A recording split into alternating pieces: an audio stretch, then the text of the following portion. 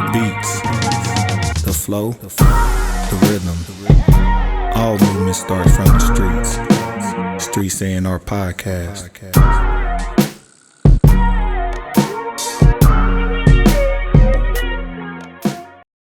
But man, welcome to the Streets A&R Podcast. It's your host, Giddy Jicky with it. This your other host, Johnny No Good. And he about fed up with this shit. But but we getting through it. Man, it's been a good day. It really has been a great day. And it's just been better since our first guest of the year has stepped in the building today. We got somebody, like I was saying earlier, like what we will almost call now an OG, because she's been doing this music thing on this trail for a while. I appreciate it. Full of energy, good energy. Some people full of that bull. But, get down to the left. Yeah. She said you ain't seen the blick yet. Nah, yeah, I got a couple of them. She pull a blick out through her nails. She Wolverine. But no, just somebody a spark plug. Somebody that knows how to promote, multi-talented, does their thing out here, not afraid to work with individuals and work with the people, and always putting on for her home. Man, we got the one and only Jazzy in the building. Thank you. Good applause. Y'all lit. Yeah. Thank you for having me. I've been wanting to be on the show for a minute. You know, I watch y'all keep up with y'all on IG, keep doing your thing, you know. Yeah. You know, it's real intriguing. A lot of great art up in here. I mean, yeah, I love it. And we appreciate it, man. We even working on that. We working on so much. Yeah. Trying to expand. That's all it is. An expansion year. And having fun at the same time. Y'all have a lot of fun on camera when I watch y'all, you know. It's not rehearsed. It's not forced. It's just nice and easy and, you know, talking about real shit. So I can say shit. Yeah. With the new YouTube rules, I think we were past the first 7 seconds, so we good. Okay, all right. So we won't get demonetized when we get monetized. We'll be all right. Straight up. They did change them laws though. They tripping. Well, that's good to know. They clean Even with music videos? I don't. Who knows? I might be in trouble. Listen, everybody finna start losing them coins. Like, Bro. that's out of my video. But no, man, we appreciate you coming to the show. Absolutely. Just for the people out here who don't know who you are, just give them a little background on who you are, how long you've been doing this. Yeah. Well, you know, shit, I probably went to school with a lot of y'all. My name is Jasmine Thompson, informal, aka Jazzy, aka Jazzy the jeweler, make your daddy look cooler. Hey, and if y'all ever need any jewelry, anybody, I got the family discounts. Y'all let me know. I'm a certified diamondologist at K Jewelers. Okay. So you know. Anything, I got customs, I got all that stuff, watches, rings, and things. But yeah, so you know, I originally went to Omaha Central. That's where I know my man Johnny from, and you know, just kind of music background from my pops and my mom. My mom was a gospel singer, and my dad was her engineer and her you know, producer and stuff like that. So he also produced other artists back when I was a little girl, just growing up around it. Wow. Like, what they doing out there in that studio? Let me go see. And sometimes my sister would be interested in it on the singing side, but I was like always right there by my dad. Like almost like, you know, get up off me type stuff. Watching the controls to the point where he showed me everything. I can DJ, I can set up, you know, for DJing weddings. He showed me everything. He taught me how to play the drums. So a lot of it comes from my parents, you know, shout out to Beverly Thompson, Franklin Thompson. You know, so Frankie Beverly. that's right. You know, they almost gave my sister that middle name, Frankie Beverly. My mom was like, I should have did it. But yeah, you know, so Omaha native, and I'm still in Omaha. It's always gonna be my first home. I'm always here. So if you ain't see me, you just ain't been out, because I'm out. You know, I'm out. You know, so you know, a lot has changed, a lot has happened, but you know. Inside, I'm still always going to be the same me. I have to develop with the times. So you don't really change. You just kind of, you know, adapt to the times. A lot has changed. Cost of things and everything. So I'm just really happy to be here. Man, we appreciate you. So I'll just ask a couple music questions. When it comes to the music, what exactly would you classify your lane as, or the current lane? Because I know things can change and shift. What would you say your lane of music is right now and how you're moving about it? And I had young person in Atlanta give me a new category. I was like, I haven't heard that one. But I've always said hip hop, R&B, a little crossover pop. Because, I do singing too. It's not just the rap. And then somebody said trap rock for me. Now I do cross over to the rock side a little bit as far as like a more of like a Juice WRLD sound or like a Trippie Redd sound sometimes, my voice. But sometimes I can be on some sounding like her, and singing, or I can, be just straight up rapping, and going off that way. But I'd say hip hop and R&B still, but I'm kind of crossing over to that pop and a little bit of rock too, but black rock. Yeah, we still got that 808 in that one. Yeah. I was gonna say how open are you to leaning into that trap rock? So when I hear that, the people that come to mind for me are like Playboy Cardi. Not even. I'm talking about like Saul Williams. Okay. Rico Nasty. Yeah, I like Rico. Got Young Cat, Pink Seafood. He just goes straight metal on you. And Vic Mensa, people like that in that ilk. I think it's dope. I have a naturally raspy voice. If I were to relate it to maybe some of the old school artists, like your Tina Turners, your like Shaka Khan's, that raspy kind of voice. So I wanted to try to utilize it and started experimenting with different sounds. And I'm like, I like that sound. And it's not really like anything that's out right now. And I do want to be different. You don't want to be too different where it's like, oh, she got her own. But you do want to stand out. It's not hard for me to stand out. Oh, the tall, skinny girl. But, I want to stand out with my sound too, But I think that's dope. It's a dope lane. I'd love to do a damn feature with Rico Nasty. That'd be. Better start screaming. Man. She might find, she be zapping though. Crazy. Yeah, her videos are entertaining too. Yeah. And you said Atlanta, so you live in Atlanta as well? Or? That's where I'm stationed. I live here too, and I got my spot and everything in my studio. But I full-time work in Atlanta. I'm at K Jewelers. Like I said, if y'all ever need to see me. So with being in Atlanta and seeing the music scene and how it is trying to be an artist here in Omaha, what has been some of the major differences in being in Atlanta and doing music there as well? So what are the differences you've seen from city to city, and what have you been able to learn from being in a place like Atlanta to bring back here, which is kind of like the new mecca for like hip hop, urban hip hop and stuff? That is a really good question. Y'all ask good questions. How honest you want me to be? As honest as you want to expose. That's okay. I've learned a lot from Omaha, and it's rooted me. I've learned a lot from Atlanta too. It kicked my ass and made me tough. It was not easy going there. A lot of character. But one thing I learned about specifically the music industry is it just seems like they're a little more willing to work together there than here at home. And so we got to get that togetherness here. It's not about who does it first, who's going to do this. We need to really come together as artists and be okay with like collabing with each other and having different vibes on the same track. And there's a lot of people that do vibe with each other on the tracks here in Omaha. But, I just think we should do it a little bit more. It just seems like in that city, they just it's just so natural to work together, whether it be hiring your brother to do videography or hiring somebody to do, the editing or whatever, and not expect the shit for free. People that work with me, they work with me. We're doing business together. So we got to get used to doing business and paying your brother for taking time out of their schedule, gas to come see you and to help you out when they got families and stuff. Like, we have to be okay with like paying and supporting each other and not asking for merchandise for free and all this stuff. With all of us, we got to work together or come bearing some type of gift. So that's just the major difference. It's just the togetherness. Everybody, the solo artists, are really good. But if some of the solo artists can start coming together, I'd love to do a song with LP. I'm gonna have to connect with him. I'd love to do a song with you. So we haven't been connected, so now that we are, and we here, you know.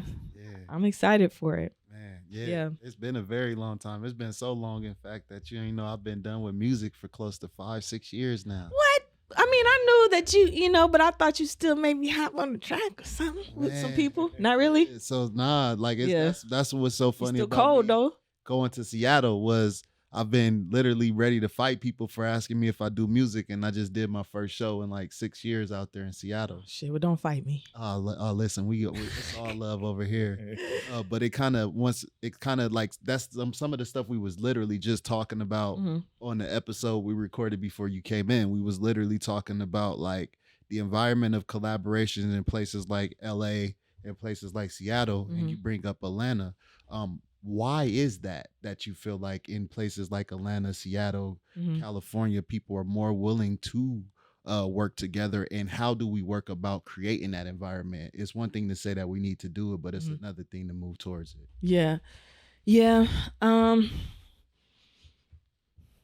know, I think it just comes back to loving thy brother. You know, we gotta be able to. It's too much competition. You got to stop looking at it as trying to compete with the person and just trying to, you know, be a team. For some reason, I don't know. It just seems like sometimes there's a little bit of beef in Omaha between the Black community. Sometimes when we should be embracing each other a little bit more, whether that be with the shootings, violence, and that's everywhere. That's in Atlanta. But you know. Specifically for the artists and for the people that want to work together, you just gotta have that togetherness. I'm trying to put it together, but you see what I'm saying? I'm saying together a lot, but nice. I just wanna, you know, put that out there that it has to be more of a unity thing instead of trying to be the only one or the first one. None of that stuff really matters. You know, if you want somebody on the track, you hit them up to do business with them. You know, and it's that easy, and it's that easy in Atlanta. And it just seems like, like if somebody asked me to be on the track in Omaha and you say, you know, it'd be a price for a feature. And then it might be like a problem, you know, like, who she thinks she is for wanting to charge anything. Like, dang, you can't even. I might have a brother, you know, it might offer something, offer me a bottle, offer me some weed. You offer me some something for my time. That part. Yeah. And for my lyrics. There's people, I write for people, so people will pay me hundreds of dollars for the lyrics, and so I'm giving you my free lyrics. You know, maybe give somebody $20 for gas, but it's just like sometimes, you know, it ain't just about linking with the homies anymore and just recording and riding around and listening to your car. Like, you want to be serious about it. Like, let's monetize together. Let's make a team. Let's put the song on Spotify and all the other platforms, and let's really do this together. You know? Yeah. Put the point sheet together. Yeah. Like, we get the percentages off of this. Right.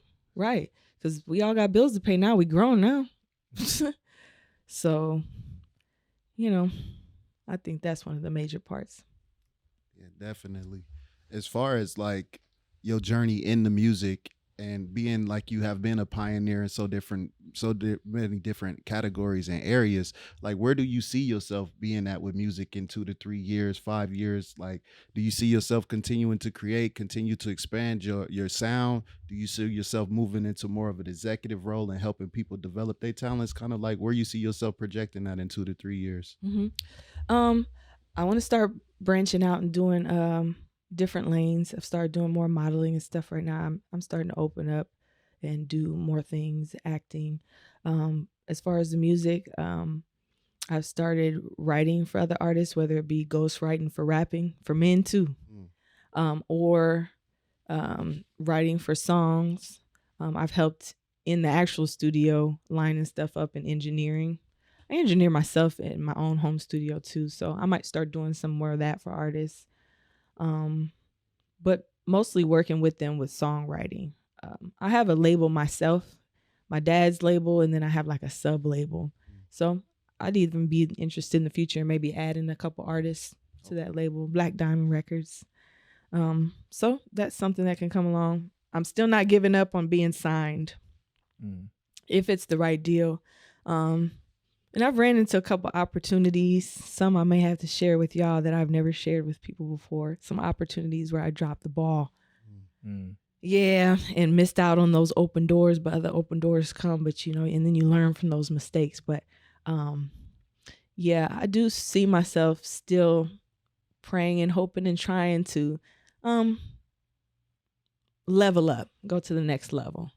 And that just comes with hard work. And so it gets weary after a while, and you got to love it. If you don't love it, then you just, it's just like, what's the point of doing it anymore? So I still do have that love for it, and I'd love to even speak to younger artists, maybe do some seminars or shit. Yeah, whenever you have some, invite me. I'll perform for free and then talk to them, and we can do some type of seminar like that. That'd be fun. Yeah, I could definitely see you moving into that lane, which is kind of why I asked, where do you see yourself going, especially because you kind of hinted at some of your challenges earlier about like some of the challenges you went through. And if you could you kind of like elaborate a little bit more on that? Because I think it's important for people who are dream chasing to see that it's not all highlights. No. Sometimes there's a lot of no's. And a no don't mean no forever. Right. Sometimes that no is just a not right now. Right. So could you please talk about your experience and what's some of the challenges and how did you persevere through those? Yeah, man. Consistent and persistent. You have to be consistent in your craft. Like, even if it's just, I try to pick a time in the day and just be like, okay, what have you done musically today? You need to do one task at least. You need to answer an email. And you really have to push yourself. Like when you go to college, your mom and dad ain't really there to push you no more. Mm-hmm. You're the one that has to get up and handle your own future. You can't be mad at the next person because they're moving faster, because they're getting up in the morning, they're grinding, they're staying up till 3 a.m., they're putting down those verses and they're really going in. So you have to have that drive and motivation and going in, and you have to be okay with spending your own money, making sacrifices. There's times when my friends go out to the club and I have to stay and they're partying and I'm in the studio recording, not wasting, but spending my whole summer just doing that. When I could be going to the beach, or when I could be spending money traveling, but I was dedicated and I wanted those things to go and my funds to go towards that at the time, and praying and hoping that it'll become something bigger, having faith. That's going to be a big thing too, in yourself, even in yourself, in your craft. If you don't believe yourself, ain't nobody else going to, if you don't say yourself, So, like I said, just going out there, really getting my ass kicked in Atlanta is real. It's real here, but it's a little bigger level there, and just really having to figure things out on my own as an adult Black woman. That's different. That's different. So, and I'm grateful for all the experiences, good and bad. Makes me a stronger person. When you say like getting your ass kicked in Atlanta, was it along the lines of like being here where people know you, they may throw you a bone a little quicker? They might be like, oh yeah, I'll help you out, I'll do this. Where there, it might be a little more when nobody knows you. Nobody knows you. You're like, what do you have want? To prove yourself. It's 8 other people here who want what you want. What do you want? Mm-hmm. Is it more like that, like a little more cutthroat? I think so. I heard, and shout out to my Atlanta folks, but I heard Atlanta, before I moved there, was really cliquish with their radio department. And when I was here in Omaha, I don't know if people remember, I was on Power 106.9. I was a talk show host, Expressions on the Edge. And so I also did work with their street team ever since I was in high school. So I did a lot of work for Power 106.9. And so I was just really used to being on the radio. Had my little resume, had my little reel, thinking it was going to be easy to just go to Atlanta and go to their radio stations, drop off my resume, got business cards with my face on it, I look good. And it was not that easy. They was not biting on that. Because there's hundreds of thousands of resumes. And then when you go in person, you drop it off in person, you got this girl just popping gum at the front desk. She's like, all right, I'm dropping off. It's just like, dang, who can I talk to? Who can I, whatever. So I was really going door to door thinking I was going to get into some radio station, and I didn't. It was not easy like that. I had a degree in it. They're like, it doesn't matter what you guys, more about who you know. I don't know nobody. So what do I do with that? Man, I ran into Gary with the T. from Ricky Smiley Morning Show. I ran into him at church, Ebenezer Baptist Church, which is Martin Luther King's church. Across the street. They got the new one across from the original one. Met him at the church service. Talked to him a little bit. We exchanged information. Boy, he called me like 2 days later. Ricky wants to meet you. Okay. I mean, that was great. And at the time, I think they were looking for an open mic person, because I just said, I'm from Omaha, Nebraska. I've done radio before. Even if y'all just need somebody in promotions or whatever to do your paperwork, I do that type of stuff. I have a degree in it. Let me know. Boom. He hit me up. I had just started a management job. It was my first week at, just my regular 9 to 5. And he said, well, can you meet tomorrow at such and such time, or what day works for you? And so I said, well, since he gave me a choice, I was like, well, can we do Thursday at such and such? He kind of paused and he's like, no, what I should have said is absolutely. I'll be there tomorrow at this time. And I could have let my new job, I just didn't want to be a disappointment to them, but I could have just called out, I have something came up. I should have took that opportunity, but I didn't. I rescheduled, and that opportunity passed me. Somebody else was picked. Somebody else met with it, So tough lessons. And this was early. This was like the first year I moved to Atlanta. Opportunities were being skipped and missed like that, or missing emails from a party that I was supposed to perform at. I mean, I can't tell you how many times. And I don't know whether some of these emails that come through are bogus or if they're what. Opportunities with Chloe Lee Ray, opportunities with Benzino, Jazzy Faye. And so just really having to tighten up. And I know my, what I need to work on, but those are some of the things I was slipping on. Yeah. I'm okay to admit that.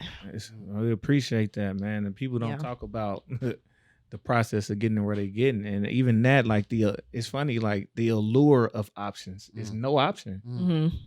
They say we gonna give you, it's crazy because they give you something specific, then they leave it open.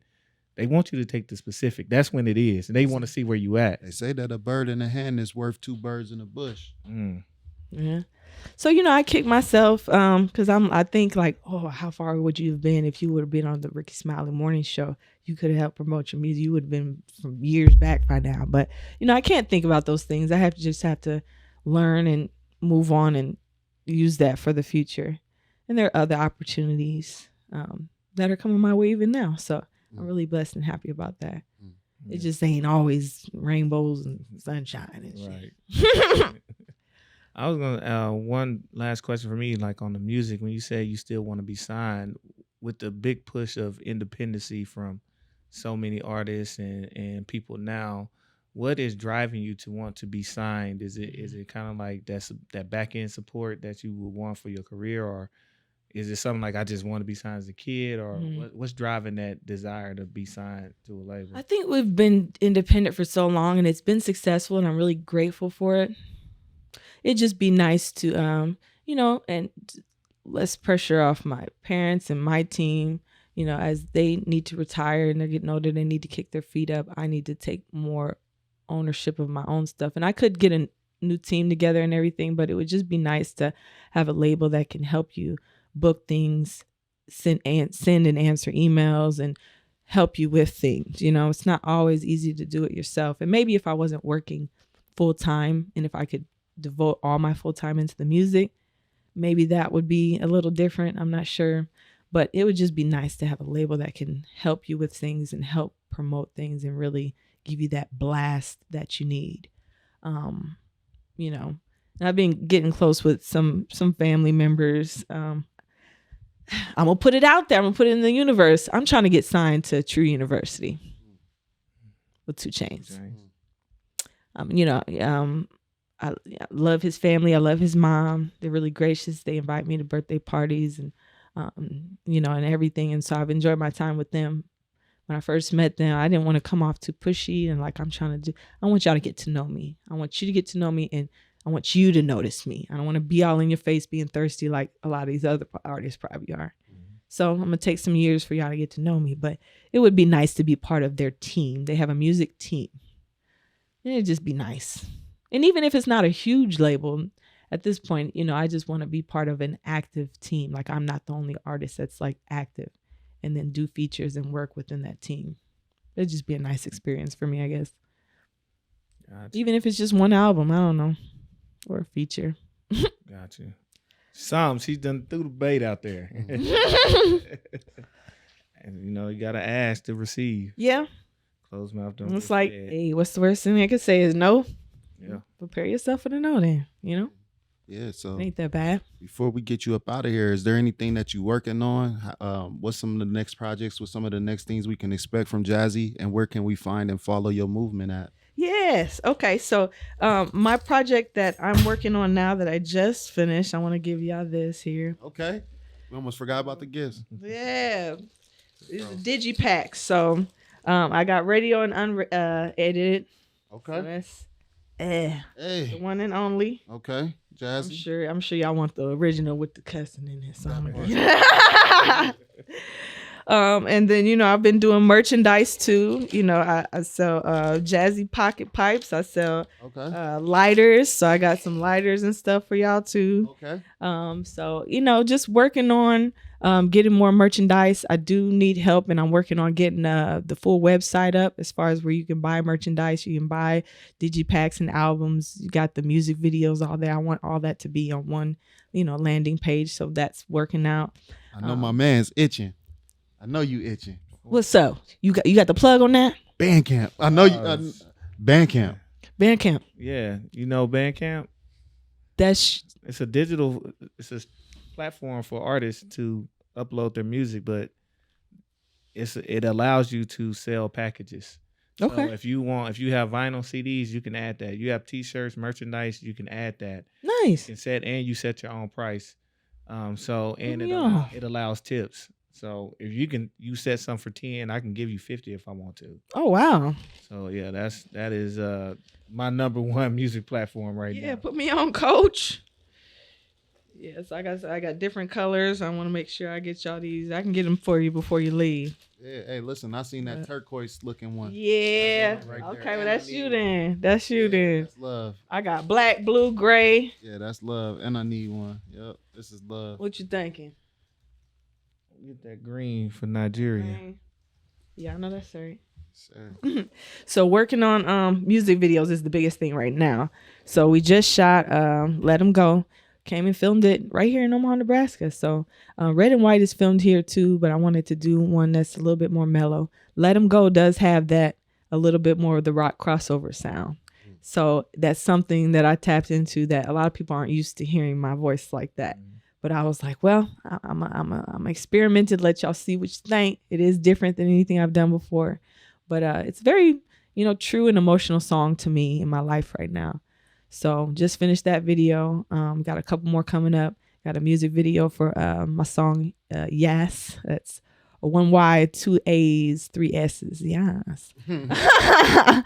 So that one's coming up next. That's probably going to be half animated, half, real life.